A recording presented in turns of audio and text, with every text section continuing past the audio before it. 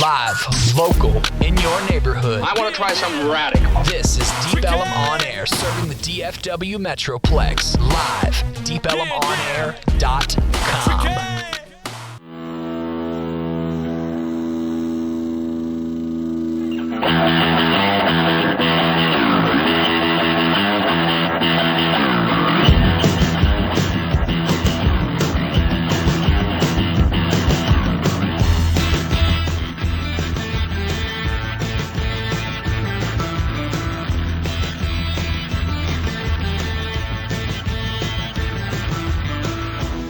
FireAHero.org presents GMS, the Pugs Moran Show for a Monday afternoon, 12:50 Central Standard Time as I speak these very words, live from the studios of DeepElumOnAir.com. Jedi Jansen is working the board. Hey, Yeah. Jedi, how are you? I'm great. Happy day. Facebook page is John Pugs, JOHNPUGS. We like to throw a little topic thread up there at the start of each and every show. Encourage you to contribute your ideas. We'll talk about whatever's on there that I find interesting. A lot of stuff going on today. One of the things I can't wait to get to is I have found a list purporting to rank the celebrities in Hollywood with the highest IQs. I think you're going to be pretty shocked by this. I know I was. Do you know what your IQ is? We'll have some IQ talk here on the show. Also, you know what? Right from the start, I want to do this. I've been dying to hear this. I've been waiting to hear this live on the air. Yesterday, one of the craziest stories was streaming all day long, and I'm like, I can't wait to find out what really happened here.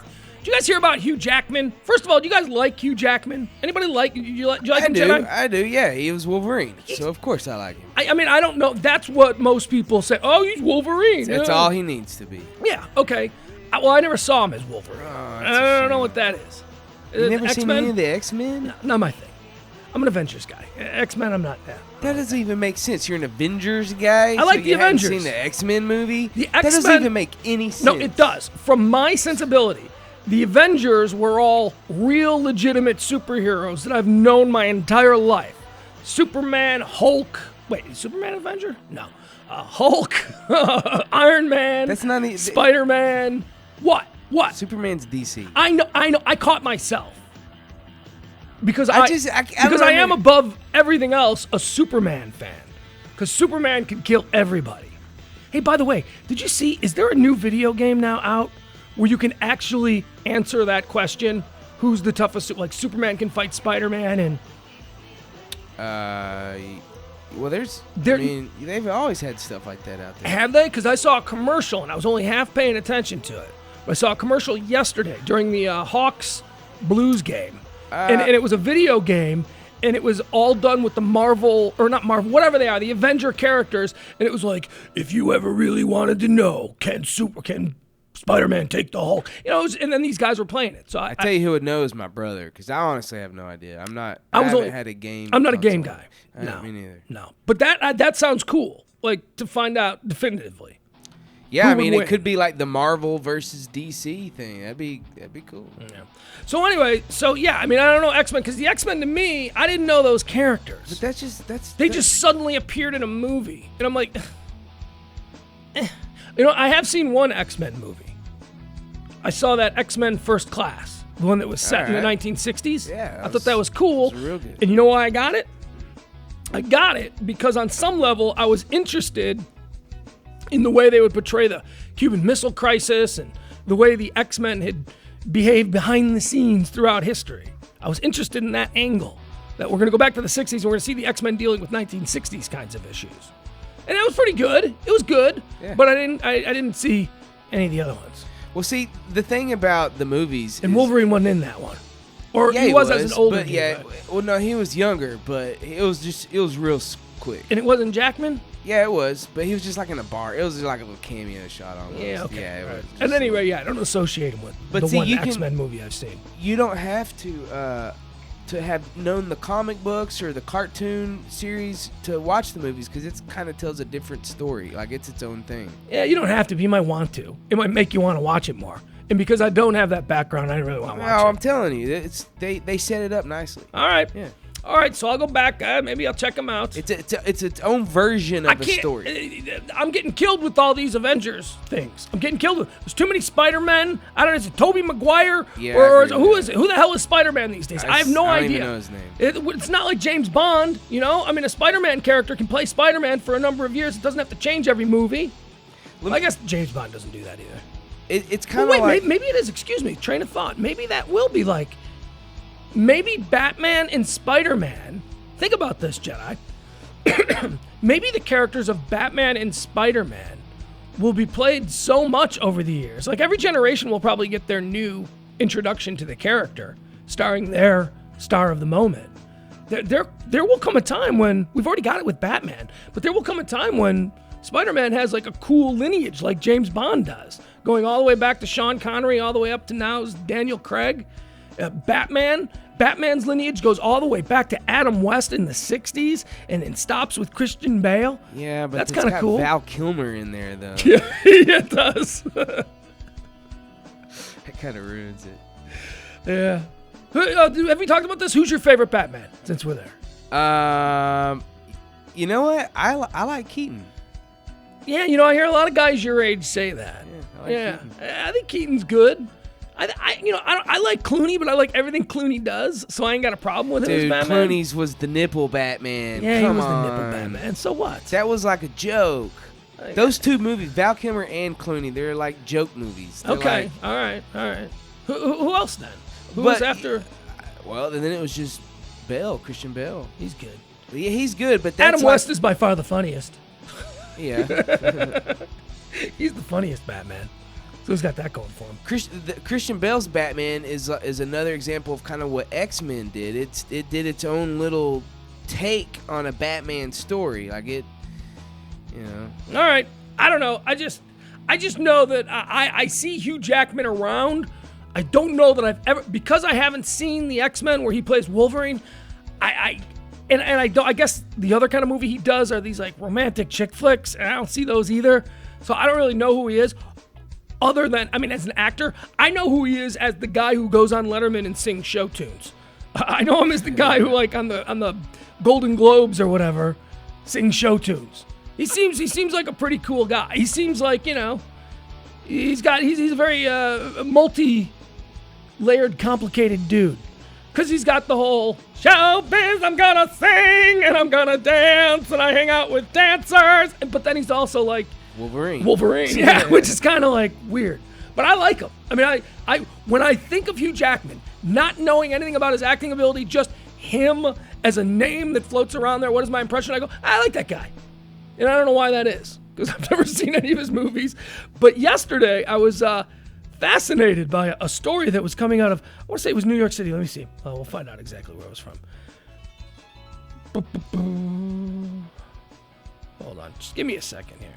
There we go. Let's see here. Yeah, it was in New York City. See, because he does a lot of Broadway. He's always in New York City. It says, so apparently, here's what I was led to believe yesterday. Hugh Jackman was at the gym, and some crazy lady, some crazy stalker fan, came up to him, declared her love for him, and then opened up a shaver, like a razor shaver, kind of a thing that you might use to groom yourself at the gym, and started flinging her pubic hairs on him. Saying, I love you, Hugh Jackman, I love you. And, you know, he obviously freaked out a little bit. Dude, that would freak me out. I don't even like hair on me, like my Worth own hair. it. Worth it. Not at all. Take a shower, get those pubes off you, step out of the shower, you're Hugh Jackman again. But see, And that can't be a bad thing. But this probably isn't the first time he's dealt with something wacky like this. That's just disturbing. Oh, I'm pretty sure it's the first time he's dealt with this. This is a unique attack. This is not like anything we've ever heard. All right, so what I wanted to do was I wanted to hear it from Hugh Jackman, because then I started going online and I started reading all these accounts, and some of them were widely varied in what actually happened. So here's, they caught Hugh Jackman on the street this morning. Let's find out exactly what Hugh Jackman says went down at the gym. My main concern is my family and that this woman gets help she needs. Yeah. All right, buddy? Thanks a lot. All right, buddy. Were you shaken up by it? Yeah, a little.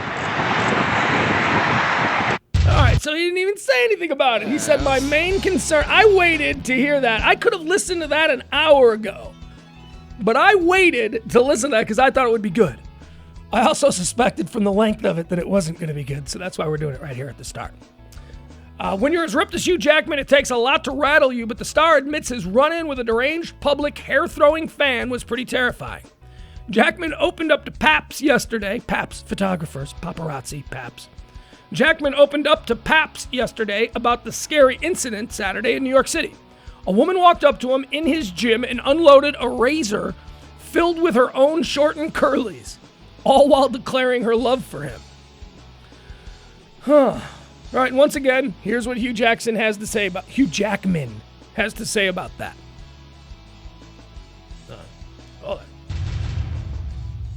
For me, obviously, my main concern is for my family and that this woman gets help she needs. For me, obviously, my main concern is with my family and for this woman to make sure she gets all the help she needs. Hold on, we got more. Thanks a lot. All right, buddy. Were you shaken up by it? Yeah, a little. Dude, God, he's like walking around. This dude is ripped. Hugh Jackman is ripped, man. I guess I never really noticed that before. Is he's... See, because that's the thing. He was Wolverine, bro. Wolverine was all ripped up, full of muscle. I didn't know. I didn't realize that. I mean, I thought Wolverine was in shape, but I didn't think that he was like, looked like that. Hell yeah, he's Wolverine. See, I think if Hugh Jackman is a song and dance guy, I don't think of him as buff. All right, let's turn over to the Facebook page. That is John Pugs on the Facebook dial. We like to list a bunch of topics there, or we like to ask you to list topics there. Things you might want to be interested in hearing about. So let's quickly run down the list of today's topic selection. Okay. This is where we be playing production. Today's topic selection. But we don't have that, so you hear me just fumbling through. You know what? Actually, make a list of everything you want, and then because we have our guy Troy Dorman, the voice of Deep Ellum on Air. He's making your show stuff next week. So what am I gonna get everything I want, and then I'm not gonna be able to complain? I gotta complain. I gotta complain about something. We need some cool stuff though, some cool drops. All right, the first one: topics. Cole Tibbetts wants me to talk about gun suicide at the NRA 500. Nope. Not talking about guns. Told you. Paul Novotny wants me to talk about Obama pushing to limit or cap 401k accounts. Nope. Not going to talk about Obama. Barry Harden. May not affect many listeners here, but today is the 24th anniversary of the Hillsborough disaster in Liverpool. Now, you remember what this is? No. A big soccer riot. Big okay. soccer, all kinds of... Here. Lost, right? The 1989 Hillsborough disaster was an incident which occurred during the FA Cup semi-final match between Liverpool and Nottingham Forest football clubs on the 15th of April 1989, at the Hillsborough Stadium in Sheffield, England. The crush resulted in the deaths of 96 people and injuries to 766 others. The incident has since been blamed primarily on the police. The incident remains the worst stadium-related disaster in British history and one of the world's worst football disasters. If you watch any of those shows on True TV, the ones called World's Worst Stadium Disasters, you would have seen this one. And, I think there really is a show called that, like World's Worst Stadium Disasters. Like there would be enough of them that you could actually have a show that, should it be a hit, you would have enough material for multiple episodes. What is that, man, that drives a mass of people to create such havoc? Yeah, I don't really know. Fandom. Here's what I think is at its core. I think that there are a lot of people in this world who are unfulfilled with not necessarily the choices they've made, but where they've ended up, their lot in life. And for them, the only escape from the monotony of this little thing we call life are their teams, living vicariously through their teams. If their team is a champion, then they're a champion. You get that? Yep. And that's, I think, what drives this kind of craziness and this kind of fervor.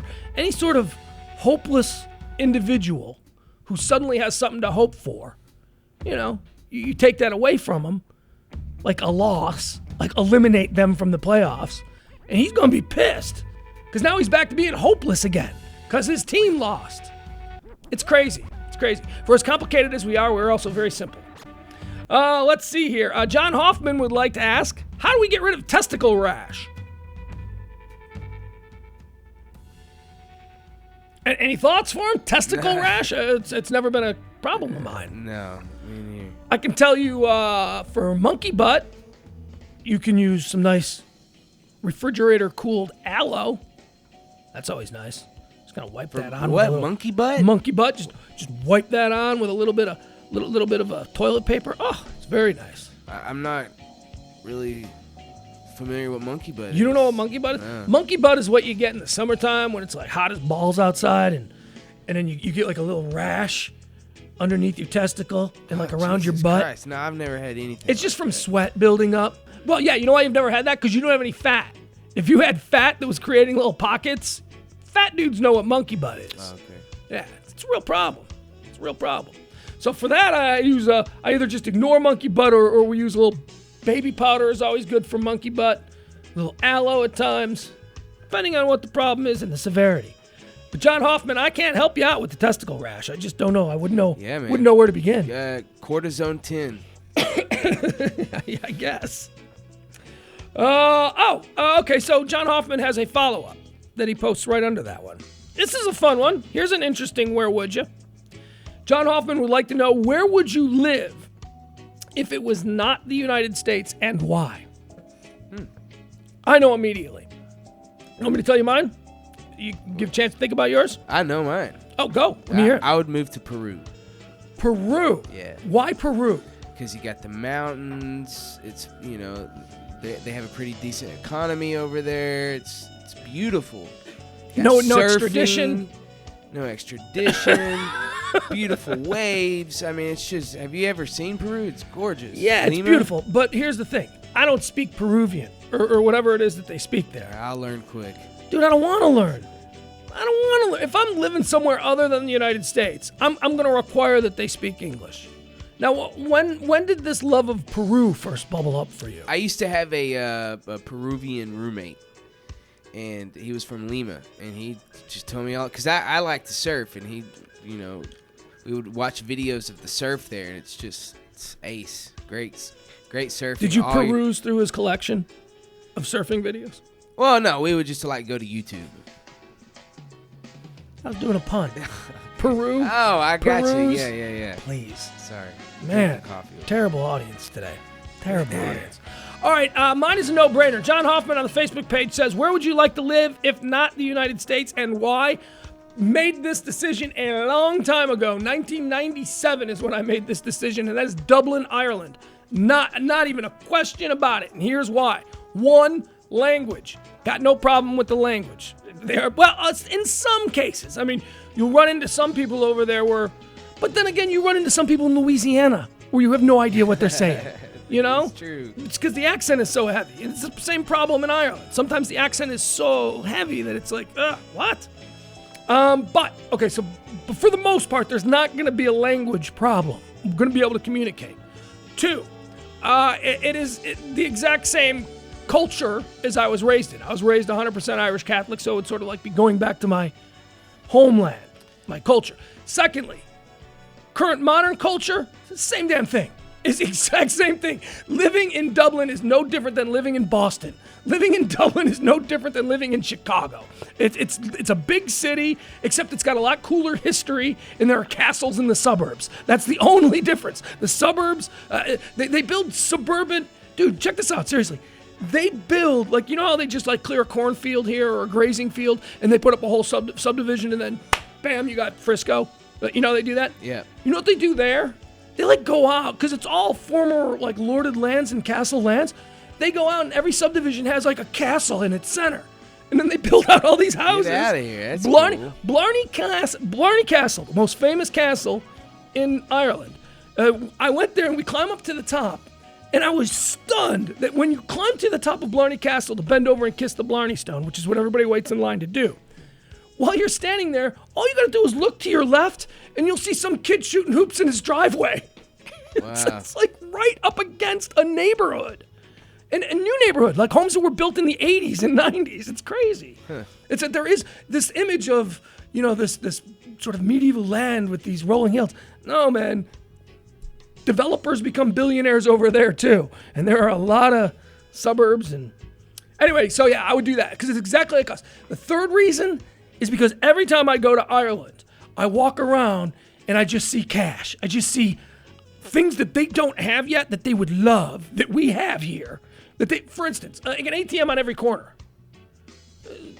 They're not really that big of a deal. Really? It might help if they had them, but they don't. So they all go to banks. Freestanding ATMs, it's like they didn't exist. We find them here everywhere, every convenience store, everything. And this was back in 1997. You know what they had? They had no video stores. I'm like just looking around at things, and I'm like, in America, video stores, Blockbuster was exploding at the time. I'd be broke had I invested back then because video went out about 5-6 years ago. But at the time, it wasn't out. At the time, it was something that they didn't have that we had. So I don't know. There's just a lot of, I believe there's opportunity there. Things they don't have that they would love. Hot dogs. Hot dogs. They don't have hot dogs there. Really? I have no idea what that is. No idea. What the hell? They have hamburgers, but have you ever had a European hamburger? No. Oh, man. Oh, it's terrible. It's frightening. Here's the thing. It's edible, and people over there will be like, oh, it's delicious, delicious. But obviously the cows eat different things. So the cows over there taste different than the cows over here. So what do you mean? What does it taste like? Is it like buffalo kind of? No. It's like the same consistency of a hamburger here. It's the exact same thing. But there's just a slightly different taste to it because it's a different kind of cow. Now, because we are so tuned to know exactly what a hamburger should taste like, any bite of a hamburger that's got like a weird taste to it, you're like, is this meat good? Should I? And that's the reaction that I have to European hamburgers. European McDonald's makes me go, I can't, I don't. This doesn't, I know it's probably fine, but my mind is telling me that this is rancid meat. Because that's a strange aftertaste that meat has never had for me before. And to them, it's normal. They probably have the same problem when they come here. I want to try it now. It's slight, but it's enough to make you go, is this meat good? Is this really the same thing? All right, so let me see here. So that's it. So you would move to Peru if not America. That I would move to Dublin or Switzerland. I could get behind Switzerland. Enough people in Switzerland speak English that it wouldn't be that difficult. Yeah. And I like the weather. I like the idea of the Swiss weather. All right, let's see here. Let's see. So John Hoffman just asked, where would you like to live if not the United States? Jedi said Peru, and I said Dublin. Kat, what about Kat? We got Kat in here. Yeah. Kat, the office assistant, the office manager, we'll call her. Where would you rather live? Personally, I would go to Italy. Italy? Yeah. Why Italy? I've got a little bit of blood, Italian blood. Yeah, you look Italian. Do I? Yep. Just it has a feeling for me. All right. Yeah. The cobblestone. You got to learn a language, though. Yeah. No, you know what? It'd be easy for you. You're a girl and you're pretty. It'll be easy for you. You go wherever the hell you want. Go to China if you want. You'll have no language problems. Hate that. That's so unfair. Me, no one will help me. No one will look at me twice. Every door will be opened. You'll have translators. You'll have like the one guy that speaks your language following you around everywhere, translating for you at no charge. Women get away with murder. All right, Bill Falk wants to know, SNL was kind of lame this weekend, but the pro-Thatcher punk rock sketch with Fred Armisen was hilarious. Have you seen this? No. You know what? I tried to actually watch SNL, and I couldn't get through the monologue. The Vince... Was it the one with Vince Young? Is Vince Vince Young? Vince. Who's Vince Young? Oh, the quarterback. Yeah. What the hell? What's his name? Vince Vaughn. Vince Vaughn. Yeah. And I couldn't get through his monologue. It was horrible. He improv'd his monologue. It was horrible. He went into the audience and he messed with. Probably fun for the people there, but didn't translate to the grand audience. Not at all. So I thought it was a little tedious too. I was like, okay, you're doing your fast talking guy hitting on a girl in a bar bit. Yeah. Or, Although I do like that style that he does. I like that fast talking style that he does. He doesn't do it so much in movies anymore. He used to do it all the time in movies. That was sort of his thing. Yeah. That he sort of Jedi mind trick with words. You just keep talking. I don't know. They did something that Bill Folk mentioned that was really. I wondered how they would address the death of Margaret Thatcher. So they did this, and maybe I'll play it later. Maybe I'll send it to you, and you can actually play it for people to watch. You know what I mean? Yeah. As opposed to me just playing the sound. Yeah. But here was the premise. It was a behind the music parody of a band that never existed, some seminal punk band from 1980. Okay, and it was Fred Armisen was playing the leader of this punk band, and the whole point of it was their careers went away because they were the most punk of any of the punk bands anywhere. I mean, they were the legit punks. They hated everything. They hated the Queen. They hated everything. They had total punk rock attitude, and they were destined for stardom. And then the lead singer made a pro-Thatcher statement. And it was all about how this punk band lost all their credibility when their lead singer started to admire the policies of Margaret Thatcher. And he's like in a bar, they're showing footage of like 1980, the Tavern Room. And he's up on stage and all these people are throwing bottles and there's bleeding. He's like, yeah, well, I think Maggie Thatcher's a right brave lady, right? And they're interviewing the other guys in the band and they're like, it was awful. It was awful. We couldn't show our face in punk circles. They all despised us. They thought we all liked her. So that was a really funny way to deal with the whole controversy of Margaret Thatcher. That she wasn't really well liked, and history is sort of revisiting it and changing it. Like, she was, especially here in America, because of the way history's been rewritten. She is now Ronald Reagan's Robin to his Batman. Yeah. So everything she did was right. Meanwhile, the people on the British charts, just to show you. See, remember now, this has always been my problem. We here in America love Margaret Thatcher. She did nothing for us. She had nothing to do. Her policies didn't affect us, but we love her. The people who actually were under her hate her so much that right now in England, the number 2 most downloaded song is the audio from the crowds chanting, "The witch is dead." The number 2 song in the country. Everybody is downloading the audio of anti-Thatcher protesters singing "Ding Dong, the Witch is Dead." I mean, come on, that's crazy. But we here in America, we want to argue that she was a great woman. Shut up. She didn't live under her policies. Look at what the people who did think of her. Stop it. It's all this like Ronald Reagan as Jesus bullshit, where everything he touches is gold. Stop it. Maggie Thatcher. All right, Kettlebell. He says, no, this is just weird. Rick Bradley just says he's checking out hot chicks on Twitter. I have no idea how that helps me here. How to be sure that the hot South American chicks on Twitter also don't have... Will Brooks would like to know how to be sure that the hot South American chicks on Twitter don't have penises. If that honestly even matters. I don't know. I don't do this thing. I don't cruise for chicks on Twitter. You know me. You were just trying to explain. I just found out the other day that you could direct tweet like Val Kilmer. I didn't even know that. I didn't know you could direct Yeah, tweet. You got to get more involved in Twitter. Brady Morris says, speaking of Twitter, I want to know your top 5 most useful and entertaining people, websites, or services to follow on Twitter. Brady, I don't know, man. I follow a lot of comics. I like David Cross. I like Patton Oswalt. I like Ricky Gervais. If Alec Baldwin should pop back up, I'd follow him. Yeah, that's about it. That's all I got. And finally, Adam Reyna wants to know why Deep Ellum on Air won't work on the iPhone. Discuss, he says. Yeah, I don't know. That's a question for Brent. But we are addressing these. Yes, we're having a meeting this week. Where believe it's an app situation, right? Yep. So we're going to need to have an app made, which apparently everybody and their brother knows how to do. So we will get to the bottom of that, Adam Marina. I do apologize. All right, that's going to do it. That's the Facebook section of today's show. When we come back, here's what I want to do. I've got a super cool list of Hollywood celebrities and their reported IQs. Let's talk about the smartest celebrities in Hollywood, according to their IQ. We'll be back. It is HireAHero.org presents PMS, the Pugs Moran Show on DeepElmOnAir.com.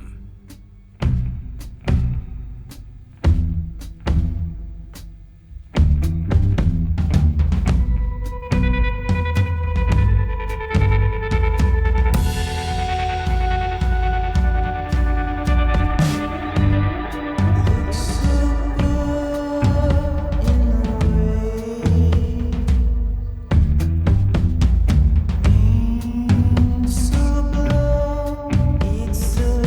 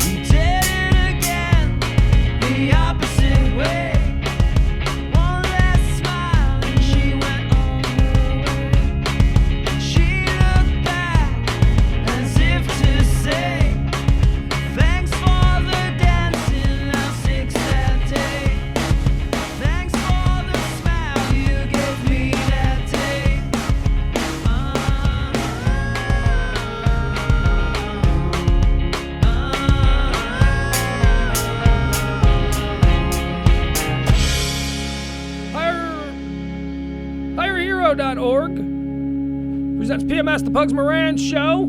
First song, Sundress by the band Sundress. Song was Derelict, and that right there was Rob Barr.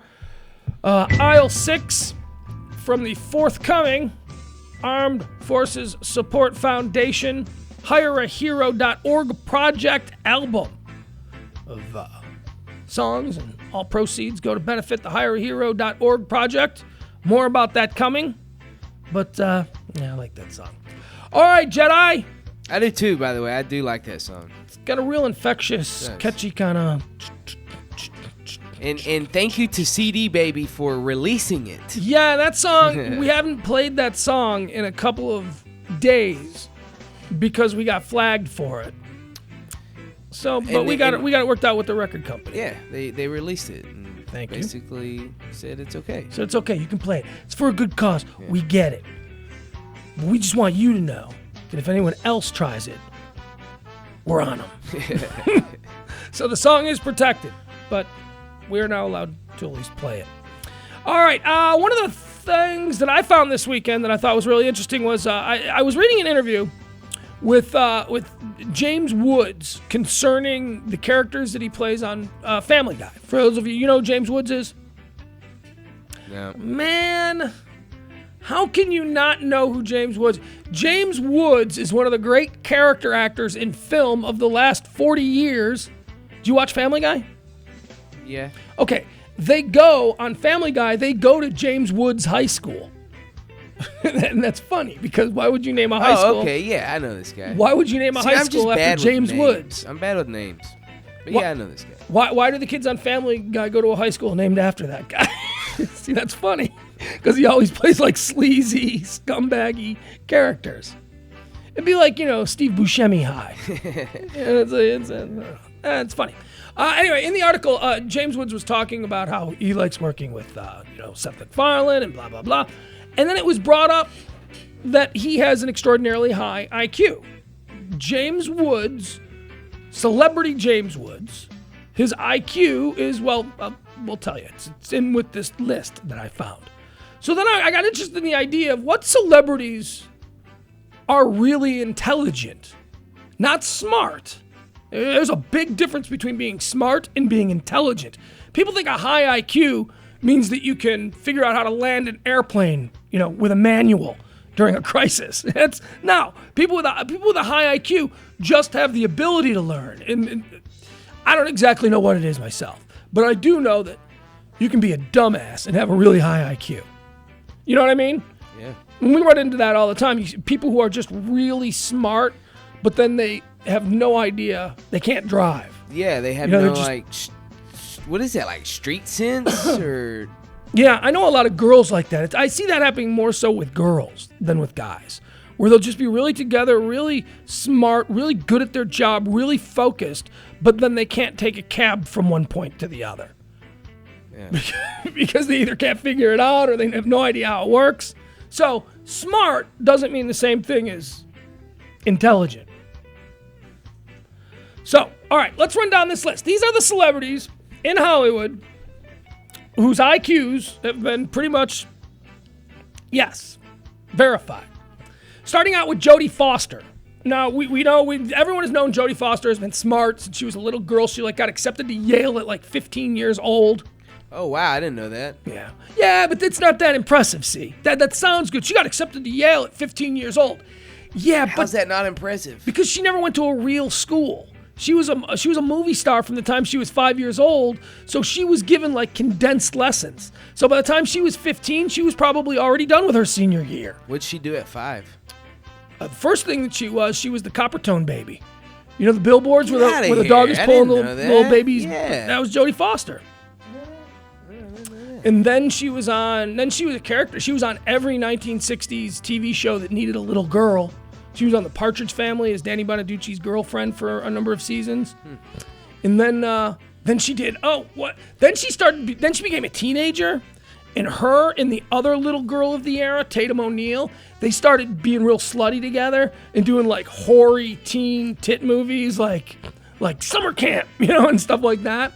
But then something happened with Jodie Foster where she went off to Yale, and then she came back from Yale like real serious Oscar caliber.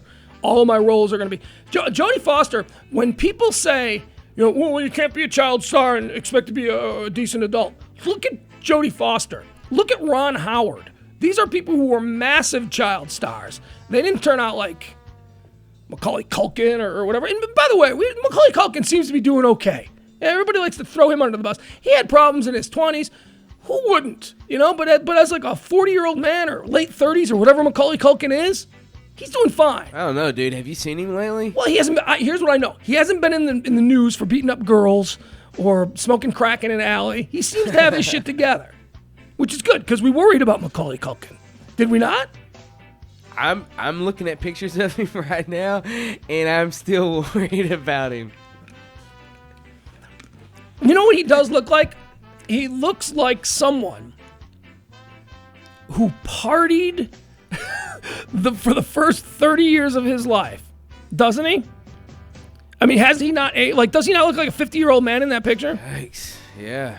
I mean, Macaulay Culkin has really got some miles on him. He's got party miles. He's got off-road miles. Wait, hold on. No, he's a heroin addict. All right, I could be wrong about him. I haven't seen him in the news. I thought maybe he did all right. No, apparently he's he could be. This is kind of old. The story. It's from December 19th, 2012. But no, okay, so it's within the last year. Yeah, it's not that old. No. Look, I was assuming that he'd been clean for like a decade or something. So maybe not. But I thought you know what? Here's why I'm confused. Because he's got a little brother who's like an adult actor now, who's like doing stuff. And maybe I just get confused. Like I see the little brother doing stuff that's good and I give Macaulay credit for it. I don't know. All right, Jodie Foster has a 132 IQ and a bachelor's degree from Yale to go with it. You know who else is smart? Big IQ in Hollywood. Nicole Kidman. Oh, okay. I can see that. Yeah. I can. You know why I can see that? Because she never allowed herself to be roped into Scientology. She was way too smart for that shit. Or who was it? Tom Cruise. They were married, and Tom went completely off the deep end into Scientology, and Nicole was supposedly way not into it, thinking this is crazy. You people are crazy. And that's what ultimately led to their divorce. Even today, to this day, they both speak very well of each other. Tom Cruise talks about how she's the love of his life, and she says she always misses Tom. Those are just two people who broke up because of religion. Because Tom's religion was just she could not handle it. And that speaks well of her. And she's got a 132 IQ to back that up. So she's not a dummy. Arnold Schwarzenegger rocking a 135 IQ. The Governator. Of course. Yeah, it's an accomplished-driven guy. You want to just say, some stupid movie actor. No, man. This guy always knew what he was doing with his career when he came here. This guy had a plan. He executed it perfectly. And now he's a retired governor. Dude played his cards right. Could he ever run for president? No, not born in this country. Oh, that's right. Got to be born here. Arnold Schwarzenegger's IQ, 135. 135. Gina Davis. We all know Gina Davis? Yeah. Gina Davis has a 140 IQ. To go with her world-class archer skills. Every time... Dude, she's been in the Olympics. You didn't know this? No. Like the last Olympics. And the one before that. Yeah, she's always on the American archery team. She's like a crack shot. She's like better than Ted Nugent. She's like wicked awesome with a bow. But I don't imagine she's out in the woods. I think she's a target shooter. She's got a 140 IQ. She's climbing up. How about Madonna? Nobody's ever accused her of being stupid. Madonna also one of the highest IQs in Hollywood at 140. Actress Glenn Headley. You know who she is? You ever seen this broad before? Yeah. Of course. She's a fantastic actress. She does a lot of period movies. She was in Dick Tracy. Yes, she was. Very great in Dick Tracy. I was thinking of all the English movies that have been nominated for Oscars she's been in the years since. But yeah, you go all the way back to Dick Tracy, and you're right. That is probably the last really big movie she was in. Because she's always opposite Dame Lady Burroughs, and stuff like that. She's always doing movies like that. Sir Alec Winston. She's always like, she does movies I don't want to see, but she's got a really high IQ. Glenn Headley coming in at 140. Okay, here's one. This one blew me away. And I have not done any research to back this up, but Shakira has a high IQ of 140. So why'd this blow you away? Because I've seen her on that show, and she doesn't strike me. Oh, she does a show now? She does that, hey, what's that? It's like an American Idol knockoff, but they're in chairs, and the chairs turn around. I forgot what it's called. It's a big popular show. One of the most popular shows on television. It's really popular for NBC. It's bigger than Idol now. It pits like a bunch of celebrity performers. Like I think Usher, Shakira, Blake Shelton. Last year it was CeeLo, but CeeLo Green's not on anymore. Did you say Usher? Usher. Why is Usher doing something like this? He's too big for that. Blake Shelton's bigger in his world than Usher is in his world, and they're doing it. Why? Because it's like the #1 show on TV. How much are they making for something like that? I don't know how much they're making. Probably not. Well, no, they're probably making a pretty good amount. Probably $1 million each or so. I don't know. They're making good money, but it's more about the exposure. I didn't know who the hell Blake Shelton was until I started watching the show, and now you know what? I like Blake Shelton. Who's Blake Shelton? Some country dude. Okay. But he's cool. He's cool and he's nice and he seems to have a good head on his shoulders. Shakira, however, she's like, I don't know, she doesn't strike me as someone with a 140 IQ. It says here she also opened a school in her hometown and was a guest speaker at the University of Oxford. Previous honorees included U.S. presidents Mother Teresa, the Dalai Lama, and Einstein. Wow. Good for her. Shakira speaking at Oxford. Yeah, good for her. Yeah. Judge a book by its cover. Go ahead. I dare you. Steve Martin has always been rumored to have a big IQ. He seems like he would be. Seems like he'd be a really smart guy. Steve Martin coming in at 142. You notice how we're going up, up, up? Here's the one that no one can ever predict, and I've known this for 20 years. Porn star Asia Carrera. Wow. By the way, no relation to Wayne's World star Tia Carrera. People tried to make that rumor float. You know they're sisters? No, they're not. No, they're not. They look alike. Yeah, they have the same last name. Yes, you know what? They're hot Asian girls. That's how they look alike. They're hot Asian girls. What do you think? One's going to have red hair? No, they're both going to have dark hair and dark eyes. Asia Carrera has a 156 IQ. Damn. Star of over 370 hardcore adult films, Carrera has an IQ of 156. Before her successful porn career at the age of 13, she played piano at Carnegie Hall and later attended Rutgers University under a full academic scholarship. Wow, mommy and daddy are so proud. Well, but the reason that I know that she's got a really high IQ is because back in the day, 20 years ago when she was like a big porn star, she talked openly about being a porn star.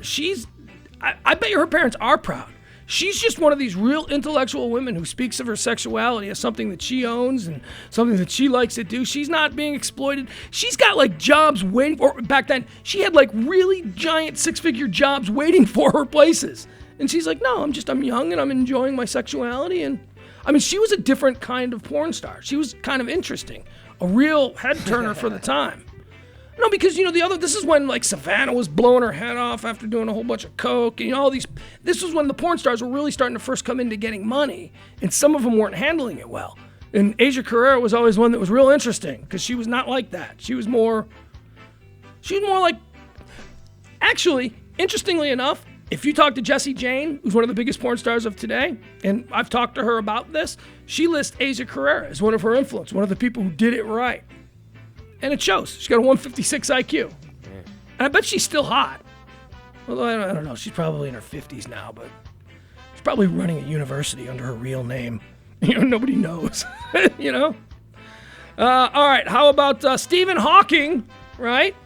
Uh-huh. Stephen Hawking. He's got a 160 IQ. Often believed to be the smartest man alive. He hasn't met James Woods. Right. Stephen Hawking has a 160 IQ. Now, does that surprise you that Stephen Hawking, that there are celebrities in Hollywood with a higher IQ than Stephen Hawking? No.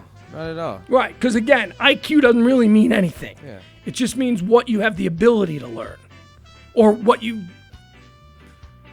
just whether you should be smart or not is what an IQ tells you. Yeah, I mean, like we said a second ago, I know plenty of people with high IQs that are complete knuckleheads. Yeah, of course. Yeah, I know people with probably low IQs who are very successful, and they get their shit handled. All right, here's another one that I've known for years, Dolph Lundgren. What? Really? I will destroy you. Known as No. Oh yeah, Dolph Lundgren has an IQ that matches Stephen Hawking's. This guy's story. Do you know this guy's story? Nuh-uh. This guy's story is amazing. You go pull up in your spare time Dolph Lundgren's Wikipedia page and read about this guy. It is no doubt that this guy has a high IQ. I don't know if it's 160. Well, in a nutshell, what is it? He was in special forces or something? No, yeah, in movies. In real life, he was in university after university, getting doctorate after doctorate. This guy is like super educated. Super educated. And he only did the whole acting thing. Like, he was studying at like MIT or something, and somebody saw him and said, "You want to be in a movie?" He's like, "Okay." And then suddenly he became a movie star. Wow. It's Dolph Lundgren, IQ of 160. That's right, Ivan Drago is a genius. Dolph has a degree in chemical engineering from the Royal Institute of Technology in Stockholm, Sweden. He also received a master's degree in chemical engineering from the University of Sydney, and the next year, he was awarded a full Fulbright scholarship to MIT. Dolph Lundgren. Dolph Lundgren. I will read these again. These are Ivan Drago's education credentials. Or however, if my education credentials were better, I would know how to say that properly. IQ of 160 for Dolph Lundgren. Ivan Drago is a genius. Dolph has a degree in chemical engineering from the Royal Institute of Technology in Stockholm. He also received a master's degree in chemical engineering from the University of Sydney. So he's like jumping all over the globe, getting educated in different countries. That's crazy. Yeah. That's insane. And the next year, after receiving that master's in chemical engineering from Sydney, he received a Fulbright scholarship to MIT. And that's where he was studying at MIT when somebody said, "Hey, you want to be a movie star now? You like really badass, good-looking, super smart guy that hasn't had everything in the world handed to him?" I mean, my God, seriously, right? Is that fair? That guy should be this guy should be a dumbass. Yeah. Okay? If the world were fair, we're looking at a picture of Dolph Lundgren. He's all like buffed. He's wearing a tank top. And he's got like guns strapped to his side. Perfect hair. Good looking, blonde, muscular. This guy should be a dumbass. If there was a God, this is why I'm agnostic. This is why I don't believe in religion. This is why I don't know what's out there. But whatever is out there is not this fair and loving God. Because Dolph Lundgren should be a dumbass, and he's not. Chew on that. Right? Yeah. There is no completely agree. Dolph Lundgren, 160 IQ. Not fair. He should have Stephen Hawking. Yes.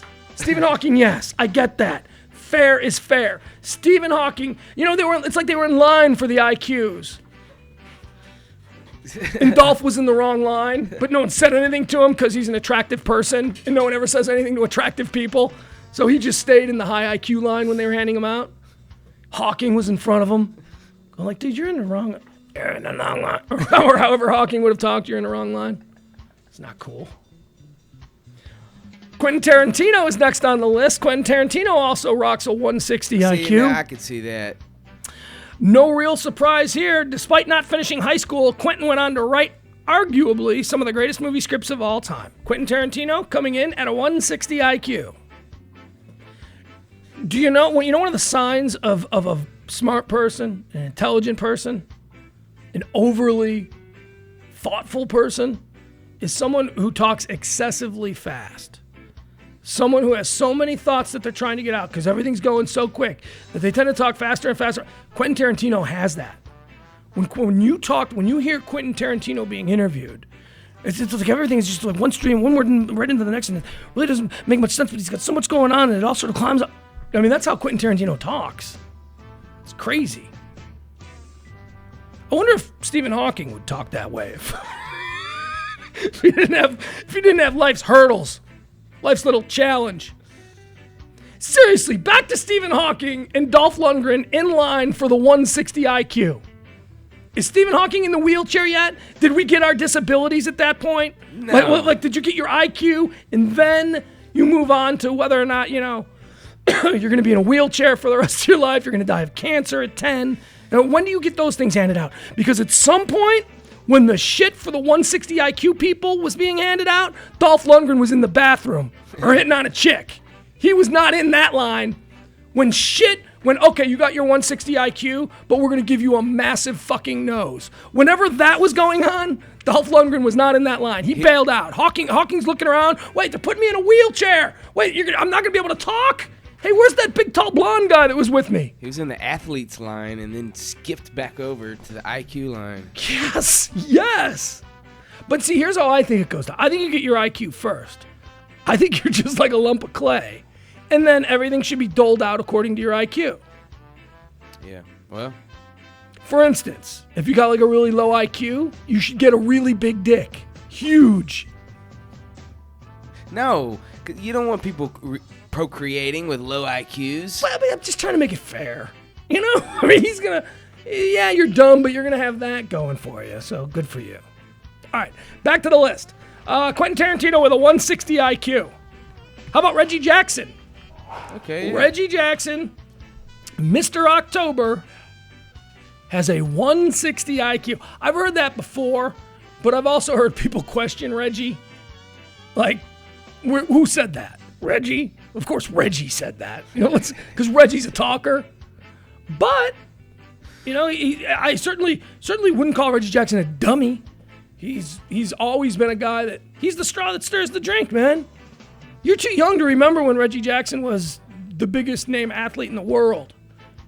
You never went to school with a Reggie bar in your. A Reggie bar. Dude, yeah. Dude, when he retired, they went away. But Reggie bars were awesome. They were Reggie Jackson candy bars. They were orange. They were like, you know what they were? They were a giant turtle. Do you know what turtles are? Pecans covered in chocolate.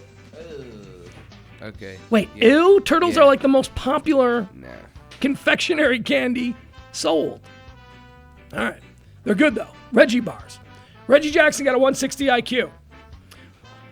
All right, now this isn't really a celebrity, but clocking in at 170 is Paul Allen. Paul Wow. Allen, of course, the co-founder of Microsoft. I believe he's owner of Portland Trailblazers, I think. I don't know. Maybe it was Seattle Sonics. I don't know. Well, I don't know what it is. And finally, wrapping up the list of celebrities with the highest IQs, James Woods, with a reported IQ of 180. 180. That's wild. Woods aced his SATs, received a full academic scholarship to MIT, but dropped out to pursue acting. He also enrolled in the UCLA linear algebra course while still in high school. I don't even know what that means. All right, well, there you have it. Let's take a quick break. Those are your smartest celebrities in all of Hollywood. Head of the list at a 180 IQ is James Wood. The first ones we mentioned, let's give you the Jodie Foster has a 132. Nicole Kidman, a 132. Arnold Schwarzenegger, 135. Gina Davis, 140. Madonna, 140. Actress Glenn Headley, 140. Shakira, 140. Steve Martin, 142. Scott Levy, a.k.a. The Raven. We didn't mention him. I think he's a wrestler. 143. Porn star Asia Carrera, 156. Stephen Hawking, 160. Dolph Lundgren, a.k.a. Ivan Drago, 160. Quentin Tarantino, 160 IQ. Reggie Jackson, 160 IQ. Microsoft founder Paul Allen, 170 IQ. And James Woods, 180 IQ. We'll take a break. We'll come back. HireAHero.org presents PMS, the Pugs Moran Show on DeepElmOnAir.com.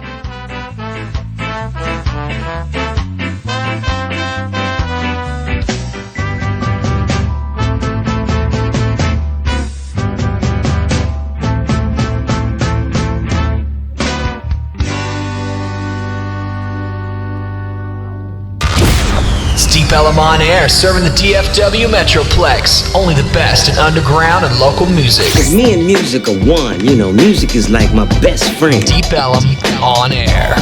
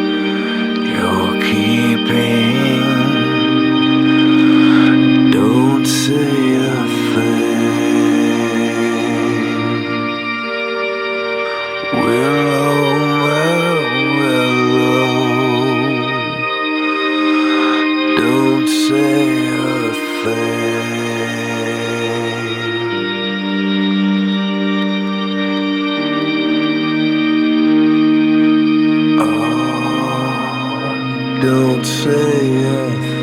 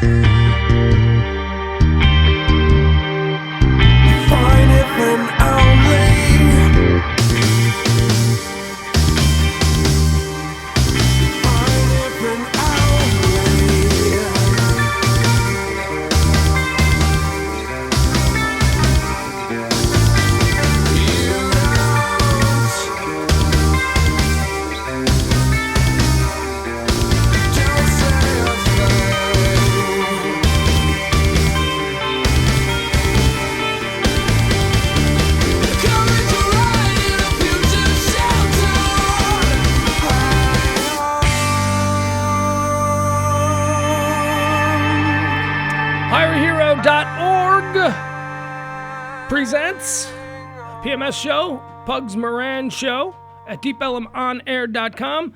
I just received, hold on, we're working a story here in the DeepElemOnAir.com newsroom, trying to confirm with my sources. Some breaking news. Yeah, seriously. some breaking. Local news. Yeah, okay, apparently 105.3 The Fan has just fired Richie and Grego. Wow. Rage, the afternoon show. I've put this out. I saw it mentioned somewhere, unconfirmed, scuttlebutt on one of the social networking sites. And during those two songs, I worked a number of my sources. Hold on. What do we have here now? Hold on. Another Breaking source. news. Breaking news.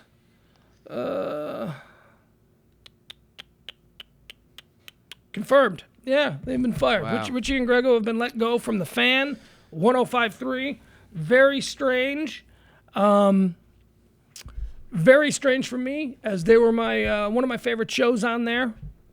Both of them are really good. If I had a sports station, I would have them on my sports station. I don't understand what is happening.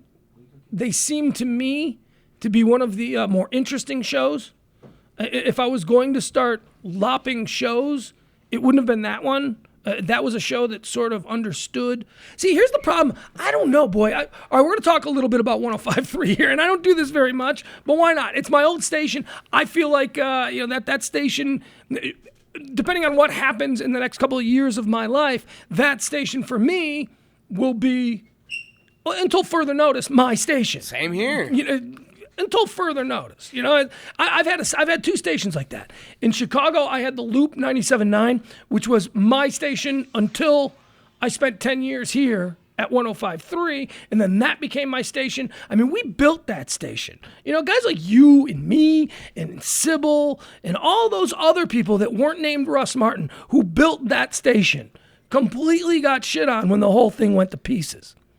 Hey, I have Richie's number. Do you want me to try to call him? See if you can get him on? Yeah, Okay, you cool. call Yeah, Richie, all right, I'll call Grego. We'll see if they can confirm this on their end. Huge mistake. All right, so here's the deal. For those of you who don't understand, 105.3 is it's our former station, Jedi and myself.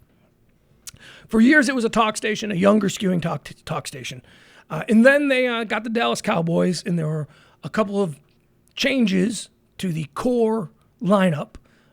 My show, Kelly and myself, we were one of those core changes. We jumped to Crosstown Station, 93.3 The Bone, based on a bunch of promises that also we felt weren't delivered on.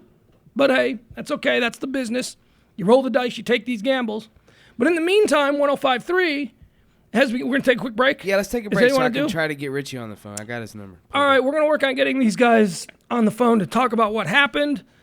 The rumor is that extremely popular Dallas sports personalities, Richie Witt, one of the best sports writers, I think, in town, probably the best sports writer from my sensibility and my taste in town, and also one of my favorite sports radio personalities, Richie Witt, has been let go. And Dallas sports radio legend Greg Williams, Grego, has also been let go. So we're chasing this story down. We're trying to find as much, if anybody will talk, we're hoping that they'll talk to us. We're going to take a quick break. We'll come back.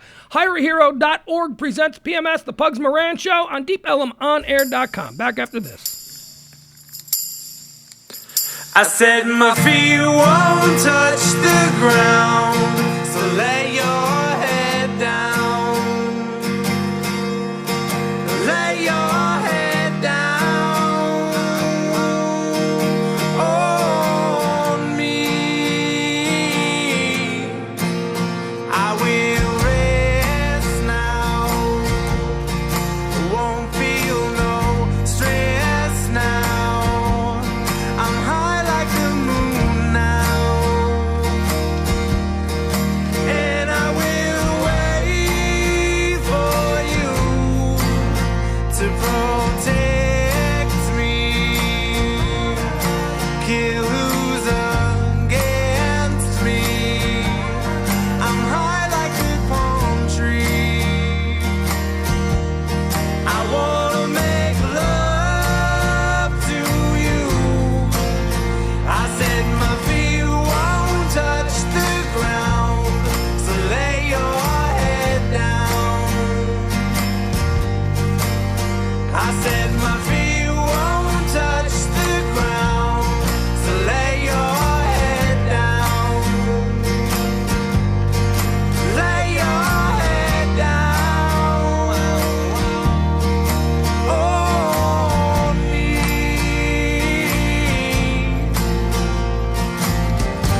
In the clouds I lost you, baby.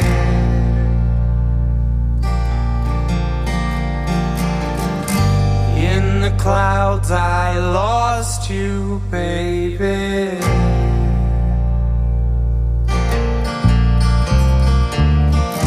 We all get lonesome here. We all get lonesome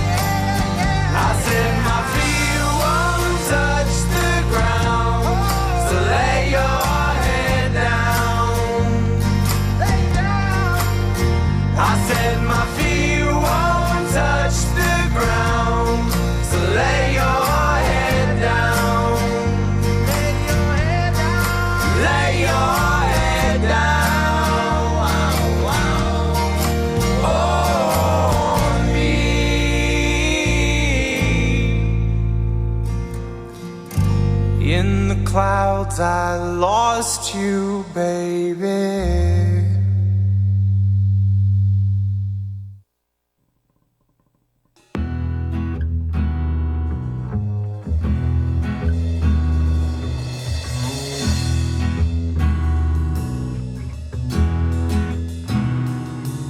It's summer outside, waking up slowly.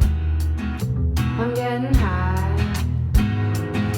I'm floating up, floating up, floating on my way. You on my way to you, on my way to you, on my way to you tonight. Tonight.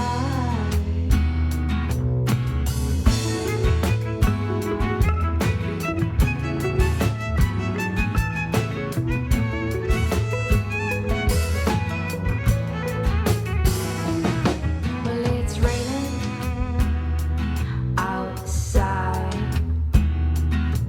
but it's summer in the place where I hide. I'm taking it slowly, enjoying the ride. I'm waking up slowly, I'm getting high. I'm floating up, floating up, floating on my way. You on my way, you on my way, you on my way to you tonight. Tonight.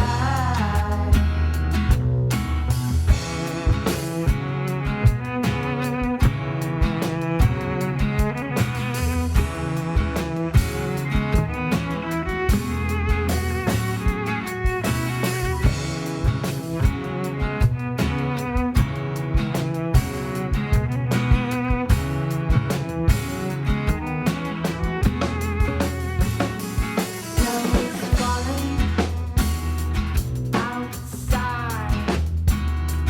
Thoughts are blooming in my mind. Open up slowly, reveal inside what I'm holding. Way too tight. I'm floating up, floating up, floating on my way. You on my way to you, on my way to you, on my way to you tonight. Tonight. Wake, wake, wake up slowly. Wake, wake, wake up slowly. Wake, wake, wake up slowly. Wake, wake, wake up slowly. Wake, wake, wake up slowly. Wake, wake, wake up slowly. Wake, wake, wake up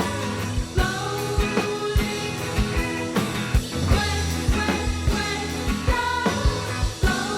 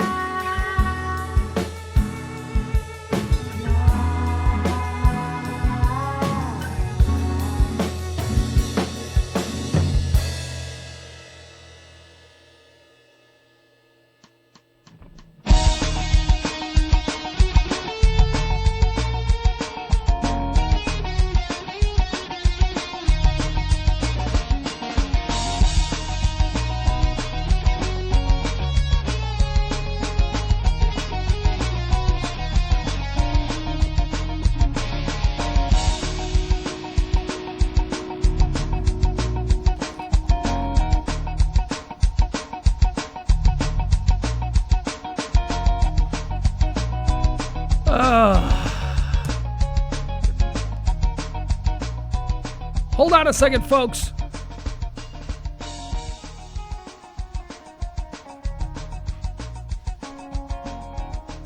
YourAhero.org presents PMS The Pugs Moran Show for a Monday afternoon, live from the studios of DeepElemOnAir.com.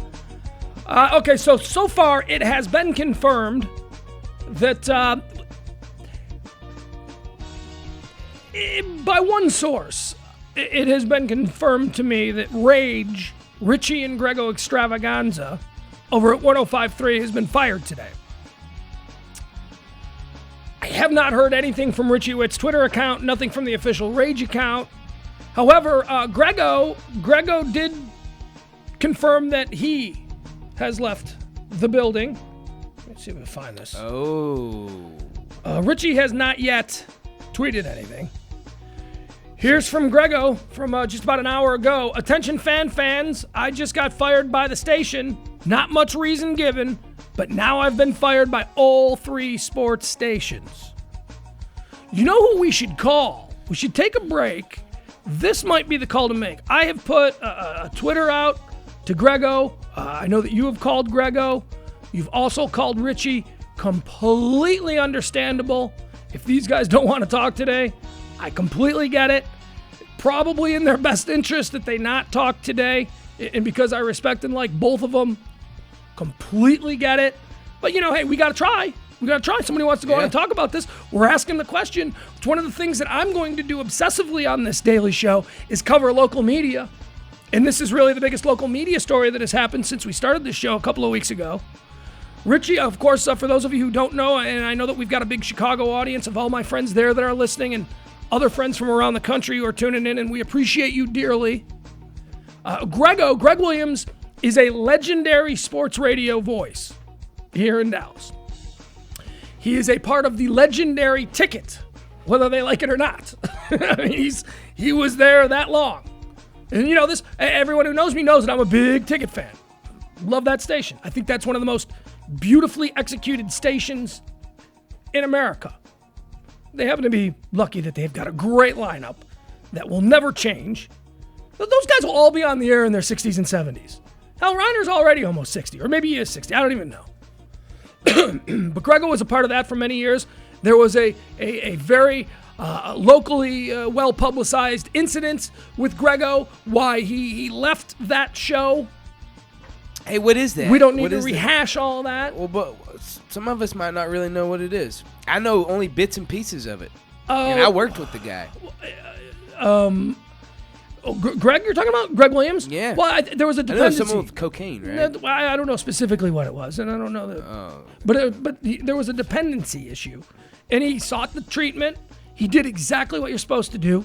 He sought the treatment. He got clean, and then he got another chance. And God love him, a guy like me, I'm rooting for him. They pair him up with Richie Witt. On top of that, they give him my old producer. Richie goes so far as to marry my old producer. He's sullying her. I don't know how I feel about that. She's like my little girl. She's my little bunny. No, I'm very happy for them. And that show, for me, turns into a very interesting show. Turns into a show that I like. But again, I cannot distance myself from the fact that I'm biased. That I like Grego. I like Richie and Grego together. I like Richie as a writer, and I love Sybil unconditionally as like a family member. So there's really no way that I would ever not like that show. But I liked it, and I tried to listen and distance myself. Okay, what if I didn't know these people? Would I like it? No, I liked that show. That was a funny show. But it never caught on. But nothing at that station ever caught on. I mean, what at 105.3 since we left has caught on? Nothing really. And it's look, it's not for lack of trying. Those people are trying.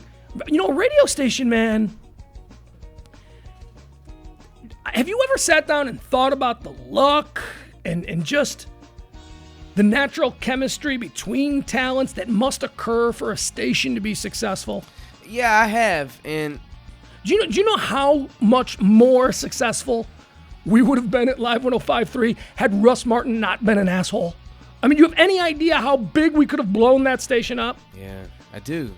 I do. But when somebody's a dick to everybody, nobody wants to work with a dictator. The peasants will rise up. and we'll burn the fucking castle down. Which is exactly what happened. But, you know, I don't know. And look, you take this for what it's worth, but I've worked in this business for years and years, and I like to think that I've worked at some of the greatest stations with the greatest talent lineups anywhere. I mean, you know, I've been on a number of stations where our morning show was Howard Stern. It doesn't start any better than that. So I know how these, you know, things work, and I know when a station won't work. And what is required is something I learned very early on, 20 years ago at the first station I worked at, a station called The Loop. Every single guy on that station was making $1 million a year. Everybody. The midday guy was making $1 million. The news guy on the midday show was making $500,000. The afternoon guys were making $2 million each, and the morning guy was making $5 million. I mean, it was an insane situation where you had total rock stars, giant, bigger than life, all attention on me personalities, all coexisting peacefully. And I saw how it was done. I saw how management made that work, and they were brilliant at it. And I've never seen that replicated ever again. There was a similar talent lineup at 105.3. I don't know that it was management's fault that they couldn't, or I don't know if it was just one of the personalities was just an immovable object, but that never happened. And the same thing is not happening at 105.3. There is no cohesiveness. You know, we talked to Gavin, the great Gavin Dawson. That's the best thing on that station right now. And thank God, because he's the future. Him and Chris Arnold are great. It's the only thing, you know, that everything else is a sports show, and they're okay. And with all fairness and due respect, I don't listen to the morning show. I've never listened to the morning show. They seem like good guys. I love Jasmine, but she's been fired. Yeah, she was let go a few weeks ago. But you have to understand, in radio, if you want someone my age, a 40-year-old guy, to listen to your new show, you got to do something. I have never switched off of the Musers. Never. I'm a ticket guy in the morning. I listen to the Musers. Now, if 105.3 had put a morning show on that was doing something that got my attention, I might switch over to them, you know, from the Musers and check them out. But it never happened. So I never switched. Elf is a good guy. I like Elf, but, you know, I don't know what the numbers are there. I don't listen to that because that's my time slot. I'm always on during that. Oh, is he still there? I believe so. Yeah, he's a good guy. Yeah, very nice. There's just not. Here's the thing. What about Arnie? He's not there anymore, is he? You know what I don't hear over there? Or what I have heard? Oh, no, Arnie's not. Arnie's in Buffalo, I think, now. Okay. Here's what I don't hear over there that I hear at the ticket, and then I hear this whole wrap up was about this. The station I started at 20 years ago reminds me so much of the ticket. The Loop in Chicago, circa 1992, is exactly what the ticket in Dallas is today at 2013. You never know. You'll be listening to the afternoon show, and they'll start busting on a member of the morning show. And out of nowhere, the next caller will be that guy from the morning show. The station is merciless. The shows are merciless to one another. But there is always a feeling of, hey, it's us against them. And that's what works. That's what didn't work at 105.3 with Russ Martin. He was just a dick to everybody. I mean, there was nobody wanted to call in and talk to him because no one was allowed to go off and fire back on him the way he was firing on people.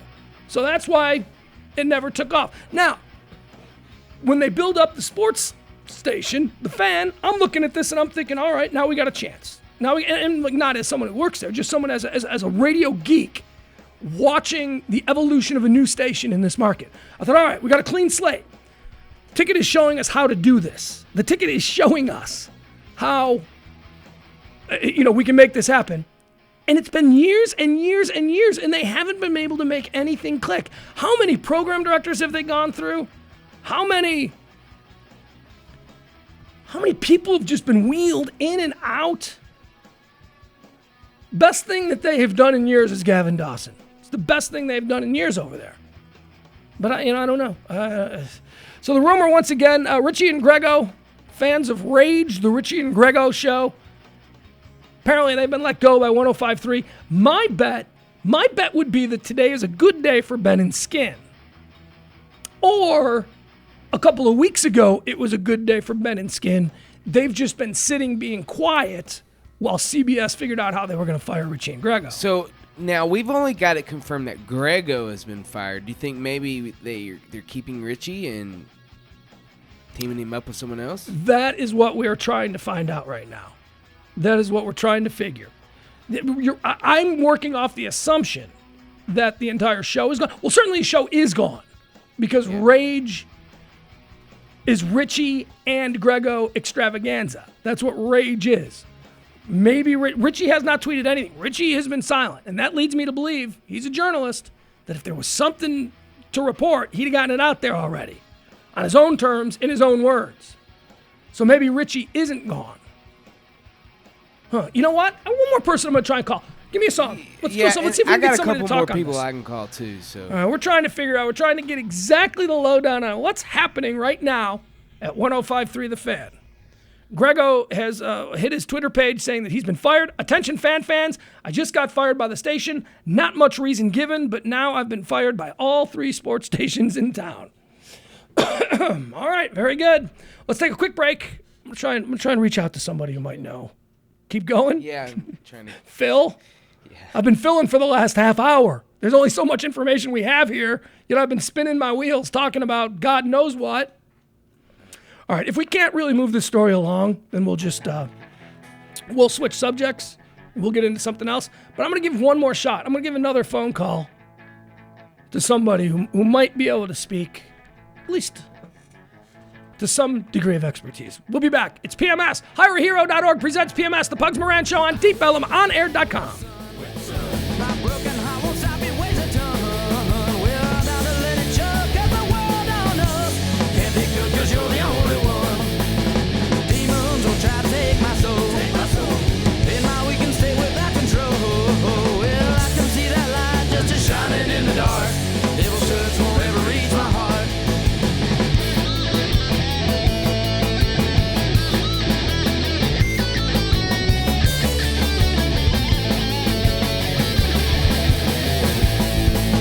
I wake up crying with sun. Broken heart won't stop, it weighs a ton. Well, I can see the light just shining in the dark. Devil's touch won't ever reach my heart. Demons will try to take my soul. In my weekend state without control. Well, I can see the light just shining in the dark. Devil's touch won't ever reach my heart.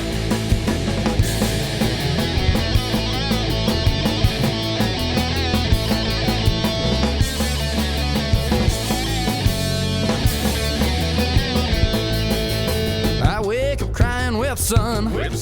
My broken heart won't stop, it weighs a ton. Well, I can see the light just shining in the dark. Devil's touch won't ever reach my heart. Demons will try to take my soul. In my weekend state without control. Well, I can see the light just shining in the dark. Devil's touch won't ever reach my heart.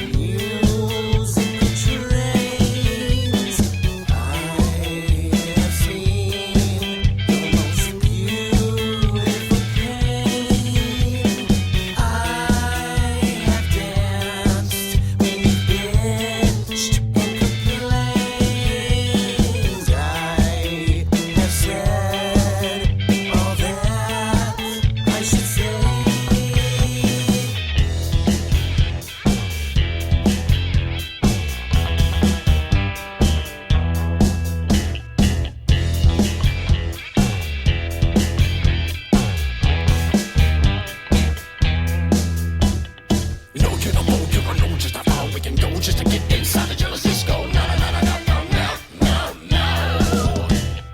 No, get up on you, no, just how far we can go, just inside the jealous disco. No, no, no, no, no, no. I have heard the most musical trains. I have seen the most beautiful pain. I have danced and bitched and complained. I have said all that I should say.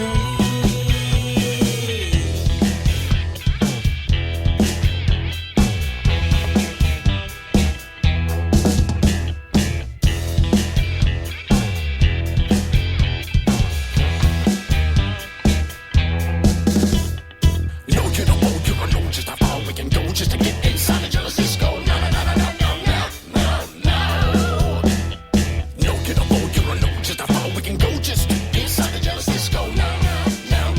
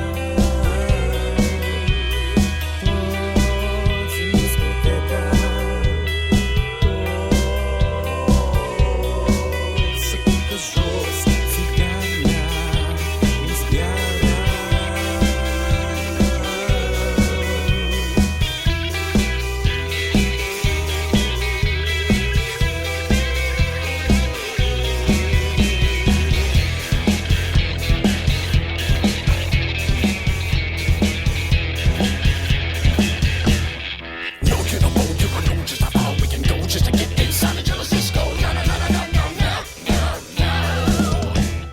No, you don't know, you don't know just how far we can go just inside the jealous disco. No, no, no, no, no, no. HireAHero.org presents PMS, the Pugs Moran Show on DeepLMOnAir.com. Live in studio with me, as always, we've got Jedi. Hi, Jedi. Hey, hey, hey.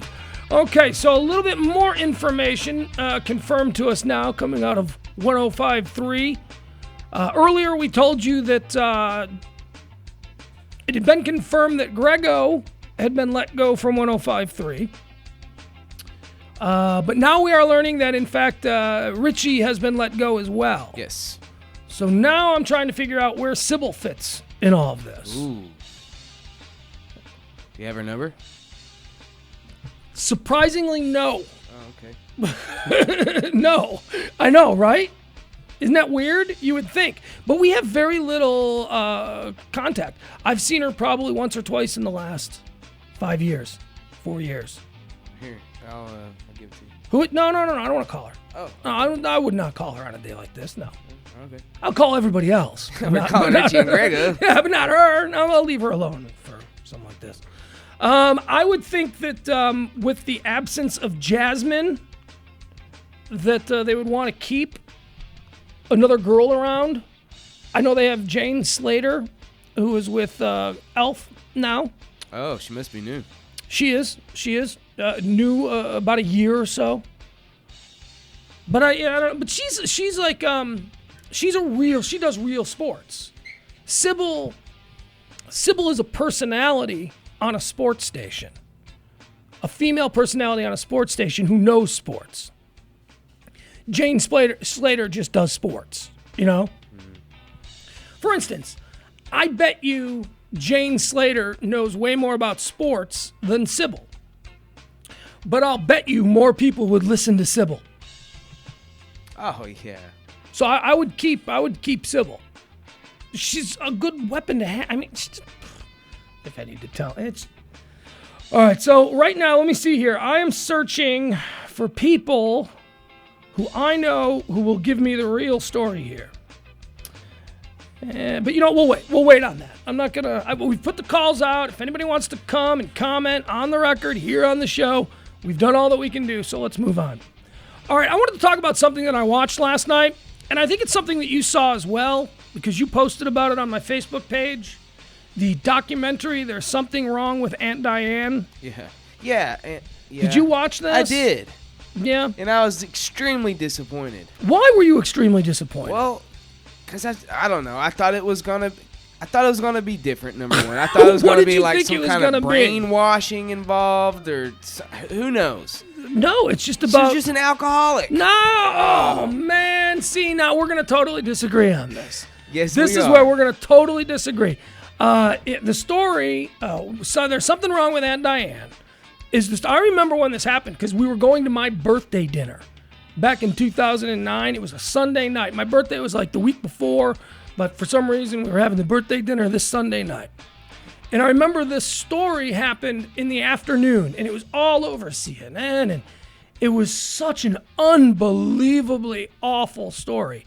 If you don't remember it, in New York, just outside of New York City, a Long Island mother and a bunch of her kids, I believe it was 2 of her own kids and 3 nieces. 2 of her own kids and 3 nieces drove the wrong way, going 70 miles an hour on an expressway in New York, outside of Sleepy Hollow, New York, and just went head on into a car. It's unbelievable story. Everybody died.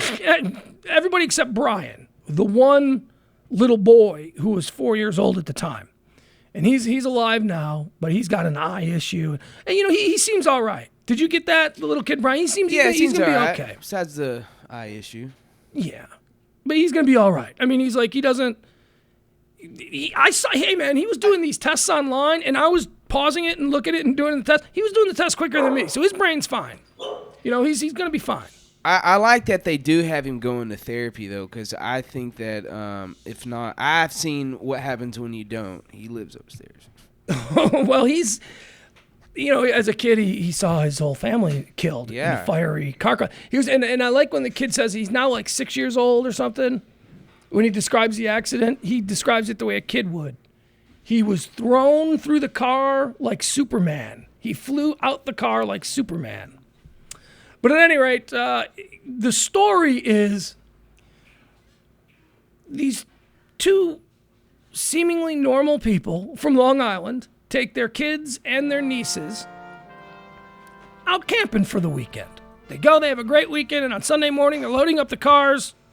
The husband has a pickup truck, so he takes the dog and all the supplies. The mom's got the minivan, so she takes all the kids. They left at the same time, but the mom stopped at a McDonald's to feed the kids because it was Sunday morning. Give them some McMuffins, something like that, a little something for the road. Something happened at some point where the police report said that she had a ridiculously high blood alcohol level. They also said that she had a bunch of marijuana in her system. So it was an open and shut case. This woman was a drunk. And she drove the wrong way. They found a bottle of vodka in the van. That was in the police report. They found a bottle of vodka in the van. Dude, if we all went camping, we would bring alcohol. And on the trip back, we would have that out. We're not going to leave a bottle of Absolute vodka up there. We're not going to be there for another year or whatever. That is completely understandable that there would be alcohol in the car. They had gone out for a night in the woods or for a weekend in the woods. Of course the adults are going to make drinks. So, you think that proves that she was an alcoholic? Listen. How is it that she spoke to the camp person as she was driving out? That person says absolutely not, does not remember her being drunk. She probably first started mixing. She probably stopped at McDonald's, got her some orange juice, mixed a little bit of vodka in the orange juice. I was looking for that in the story. If she had gotten orange juice, they would have definitely mentioned that. There was no mention of what she got at McDonald's. Wow, exactly. They didn't mention anything what she got. What if they don't know what she got? Well, I guess they don't know. Or it just doesn't matter. It's just generic McDonald's stuff. Here's the thing. I have personally known alcoholics that really they are social. I mean, they can carry. They are functional alcoholics. Their family will have no idea that if they go a day without drinking, the next day they'll start shaking. Hold They'll on. start jonesing. Hold on. We've got real breaking news here. Today, of course, the Boston Marathon is going on. Explosions rock Boston Marathon. Several injured. Breaking right now. Dateline, Boston. A pair of explosions rocked the finish line at the Boston Marathon on Monday afternoon, injuring at least a half dozen people, a CNN reporter at the scene said. The blasts occurred a few seconds apart, shrouding downtown Boston's Copley Square in smoke. Paramedics were treating several victims at the scene, and police ordered onlookers to back away from the area. Okay, the explosion occurred around 2:45 p.m. Eastern Time. That would be about 45 minutes ago right now. About an hour after the first runners had crossed the finish line. Oh, is there any live streaming? Let's see if we can pull up some live streaming of this just to get an idea of what's going on. See, now this is why we need TV, because we would have CNN on in here right now. We'd be able to bring that up. What's a Boston News channel? I'm trying to find a... Oh, yeah, here we go. It's everywhere now. Big red masked headline. Explosion at Boston Marathon. Report. 2 explosions developing. People reportedly missing limbs. Here, I got a live stream. You got a live stream? Yeah. Ambulance is racing to the scene. Boston Globe. Multiple people seriously injured. Live feed. Oh, we got a live feed right here as well.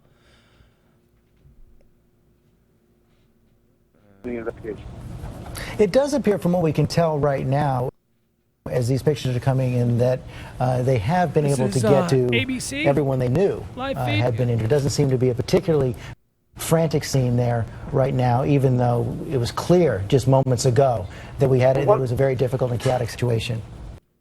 You know, if there's good news so far, is that this does not appear to be a massive sort of explosion, and that is giving some people some comfort at the moment. But again, this situation is still so fluid and still ongoing that, again, everyone is just being very careful about the information that they gather and begin to disseminate. Pierre, I want to bring in an eyewitness who's on the phone with us right now. His name is Hayden Cardy.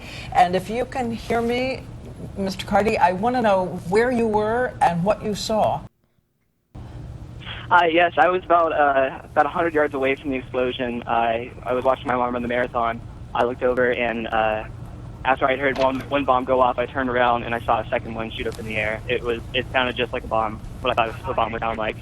It was absolutely horrifying. Hayden, George Stephanopoulos here. How far apart, if you could tell, were the explosions? They were about 5 seconds apart. It looked like they were standing in exactly the same place. They were standing by not even like 0.1 miles away from the finish line. And could you see anything about where they were? Was it on a sidewalk? We're listening to a live feed coverage of 2 explosions at the Boston Marathon just about 45 minutes ago. Actually, almost an hour ago now. Not a whole lot of information. Everything is developing. But I'll tell you this. You know ABC is treating this like this is going to be a massive story because they brought Diane Sawyer and George Stephanopoulos in the middle of the day on a Monday afternoon and broke into their soap operas.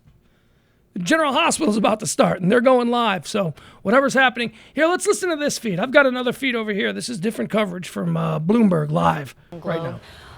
So again, they're trying to clear as many people out of that area as they possibly can. Dan O'Gare, where are you right now relative to what's going on? Dan, are you still with us? Yeah. I actually just ran back to my apartment. They evacuated the store pretty quickly after it happened. So I'm about a block and a half away from where everything happened. And Dan, do you see smoke at this point? At this point, it seems to have mostly cleared.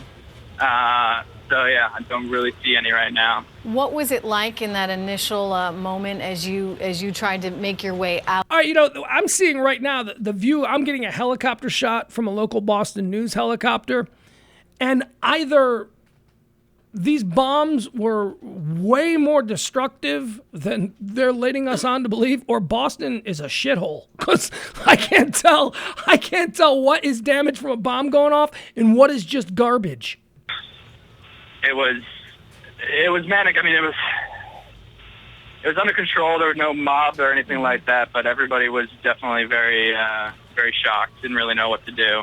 Dan, how close, in your estimation, was the site of the bang to where the spectators were watching the event? I mean, there were spectators on the street right there. I mean, they would have been right. All right, well, here we go. Now our great American public gatherings, our big yearly annual events, like the biggest marathon in the world, the Boston Marathon, we now can't attend these things without bombs going off. There you go. Shopping malls are next. So we do know that it is a bomb, right? It's not any kind of like gas explosion. We don't know. 2 explosions. That's what we got. But what do you think? I mean, 2 explode. It's high profile. It's at the finish line. And the last caller was saying they were standing at the finish line. What did they mean by that? I don't know. Let's listen. We were listening to Bloomberg feed. Let's check out what ABC is doing. I guess ABC has broken into coverage. Here's Stephanopoulos and Diane Sawyer. Boston Marathon bombing. In progress. Danielle Schneider, who is joining us right now, if you're on the phone. Not yet. So, Hayden, are you still there? Can I go back for a second? Yes, ma'am, I am. Give us a sense of the density, the crush of people. How many people were gathered around you? Pretty close to the lines. There's probably like 5 or 6 people standing in like 2 square yards. Like everyone's really, really crushed together. It was pretty packed in. And how You had to really push your way through. How soon did the help get there? How soon did the emergency medical teams arrive? I would say about 5-10 minutes. It took a while for the ambulances and stuff to get in, but I saw several police officers sprinting toward the scene right after it happened. Sprinting toward the scene as they do. Hayden, by any chance, did you see anyone sprinting away from the scene? Anything like that at all? Yeah, there was a big crowd of people that were telling us. I saw Howard Stern producer Gary Baba Booey. You gotta wait for that. Yeah. How Now awesome I would it be if believe we catch that? Oh, we will. Do yours. Yours is better.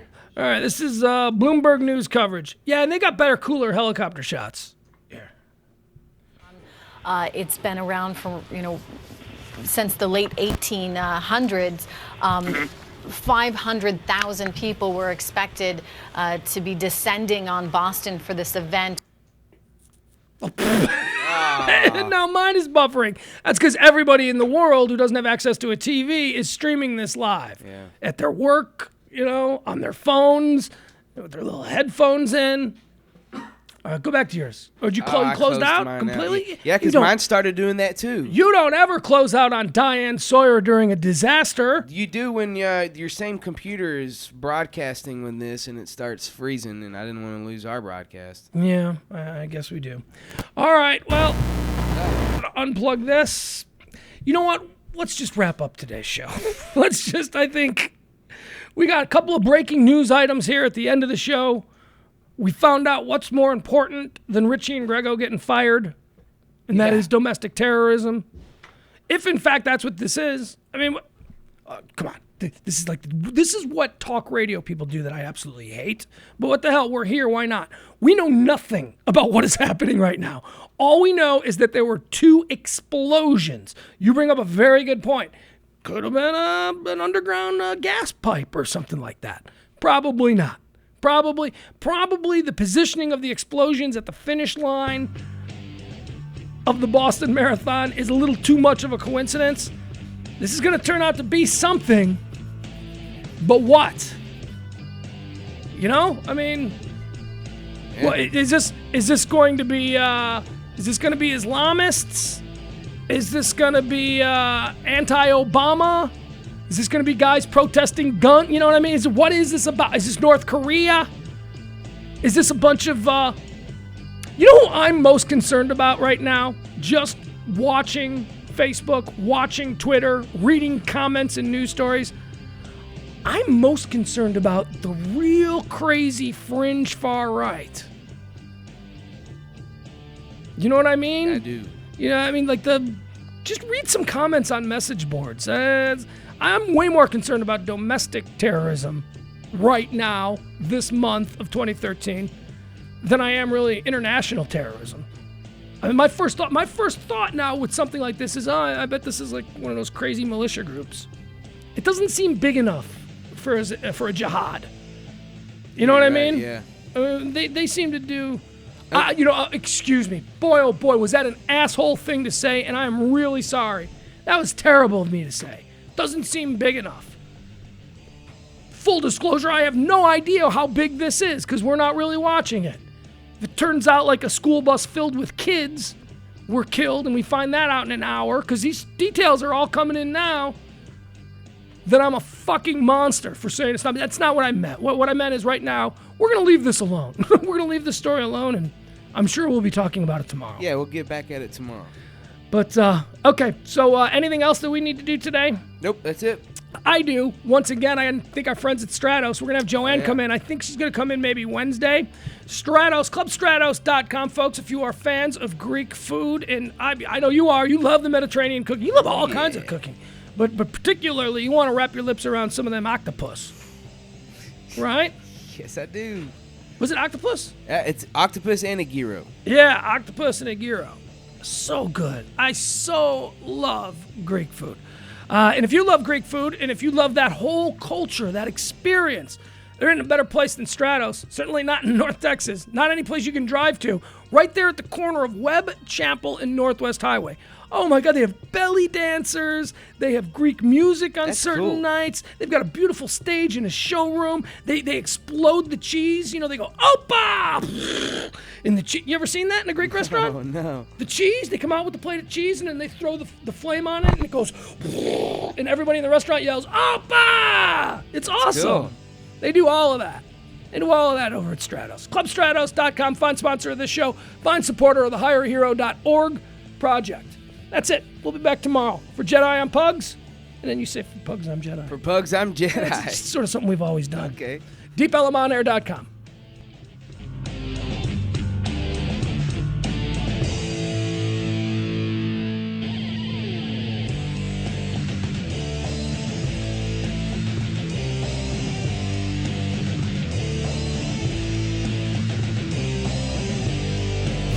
Tell us what you want to hear. DeepElemonair.com.